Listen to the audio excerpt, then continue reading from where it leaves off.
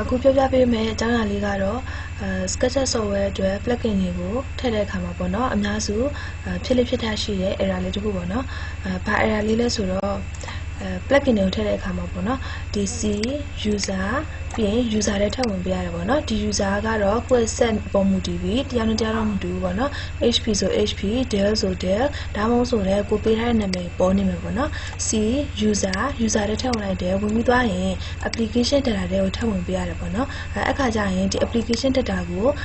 မတွေ့ဘူးဖြစ်နေတတ်တယ်ပေါ့နော်အဲ့လိုခါကျရင် application data ကိုမတွေ့ရင်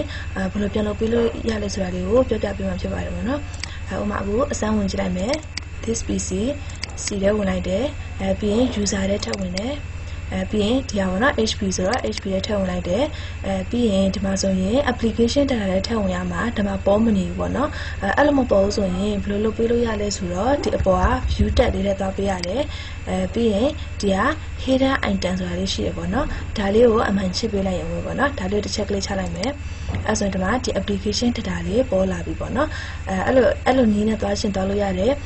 ဒါမှမဟုတ်ဆိုရင်လည်းနောက်တစ်နည်းကကြတော့ဒီ option နဲ့ဝင်ပြီးတော့change folder and sub option နဲ့ထည့်ဝင်လိုက်တယ်ပြီးရင် view ထဲထည့်ဝင်လိုက်တယ်ပေါ့နော်အမှ show header file ဆိုတာလေးကိုရွေးပေးလိုက်ရုံပဲနော်ပြီးရင် okay အဲ့ဆိုဒီမှာပြန်ပေါ်လာပြီပေါ့နော်ဒီ view ထဲဝင်ပြီးတော့ဒီ header item ကိုအမှန်ချစ်ပေးလိုက်တာကလည်းပို့ပြီးတော့လွယ်တာပေါ့နော်ဒါကကိုကြိုက်တဲ့နည်းနဲ့ပြန်ဖော်ပြလို့ရတယ်နော်အဲ့ဆိုရင်ကိုသွားချင်တဲ့ location ကိုဆက်ပြီးတော့သွားပေးလို့ရတယ်ပေါ့နော် application data ပြီးရင် roaming ကိုလိုသွားချင်တဲ့လမ်းကြောင်းကိုဆက်ပြီးသွားပေးလို့ရတယ်ပေါ့နော်ကျေးဇူးတင်ပါတယ်